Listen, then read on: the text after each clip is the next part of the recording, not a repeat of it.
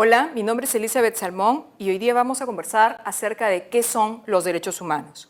Los derechos humanos han sido estudiados desde diversas disciplinas.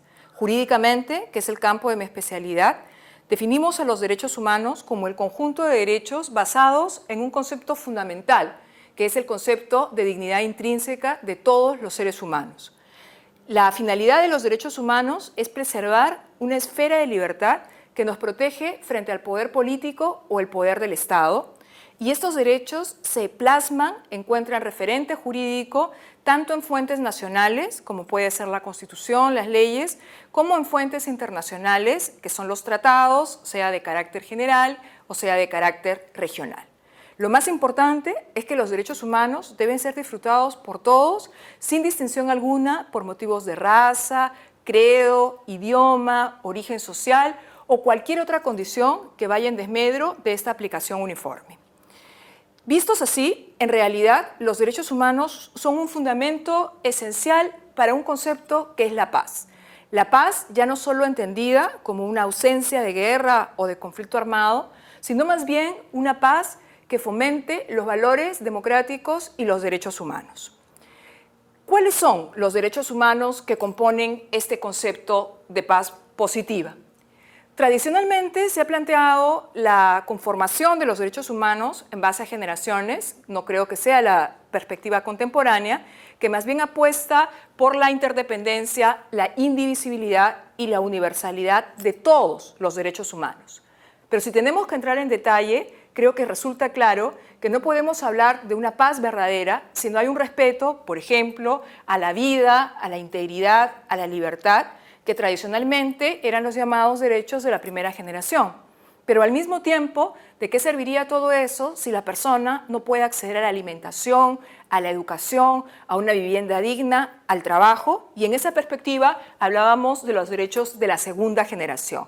En cualquier caso, y más allá de que hoy se plantee nuevos derechos que garantizan a su vez los anteriores, como son la paz, el desarrollo, el medio ambiente, repito que es difícil imaginarnos un mundo que respete los derechos humanos sin tener en cuenta que todos estos se manifiestan de una manera interdependiente. No se puede hablar de una vida digna, por ejemplo, sin un derecho a la alimentación.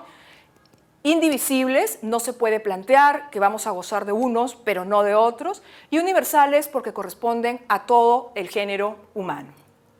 También se ha planteado en el desarrollo de los derechos humanos que hay derechos que tienen características generales, es decir, que corresponden a todos los seres humanos por definición, pero al mismo tiempo podemos encontrar que las necesidades de la sociedad hacen que sea necesario incidir en algunos grupos vulnerables que requieren que sus derechos sean particularmente protegidos. Por ejemplo, si hablamos de los derechos de las mujeres, del tema de los niños y sus derechos particulares, el caso específico de los miembros de los pueblos indígenas o muy recientemente del tema de las personas con discapacidad, entre otros.